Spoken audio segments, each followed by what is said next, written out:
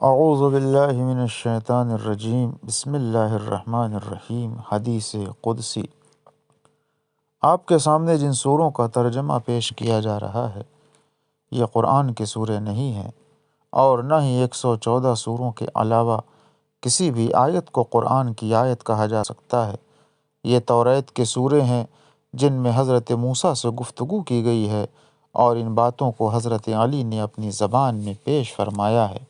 12واں سورہ۔ آدم کے بیٹوں، ہماری نعمتوں کو یاد کرو جو ہم نے تمہیں عطا کی ہیں، اور یاد رکھو کہ جس طرح بغیر رہنما کے راستہ نہیں پا سکتے، اسی طرح بغیر علم کے جنت کا راستہ نہیں مل سکتا، اور جس طرح بغیر زحمت کے مال جمع نہیں کر سکتے ہو، اسی طرح عبادت کی تکلیف برداشت کیے بغیر جنت میں داخل نہیں ہو سکتے۔ اس لیے مستحب نمازوں کے ذریعے اللہ سے قریب ہو جاؤ، اور غریب بندوں کو خوش کر کے میری مرضی تلاش کرو، اور میری مرضی میرے فقیر بندوں کی مرضی سے ایک لمحے کے لیے الگ نہیں ہو سکتی۔ علماء کی محفل میں حاضری کی للک پیدا کرو کہ میری رحمت ایک لمحے کو بھی ان سے الگ نہیں ہے۔ موسیٰ، میری بات کو غور سے سنو کہ میری بات ہمیشہ حرف بحرف سچ ہوتی ہے۔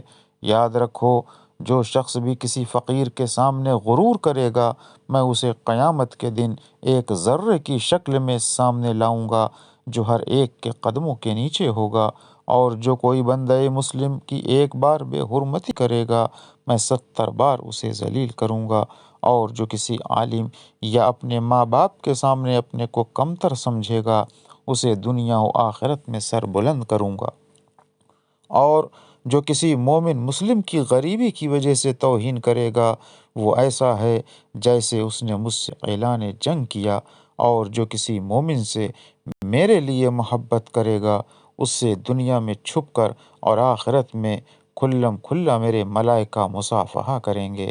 وآخر دعوانا ان الحمد للہ رب العالمین۔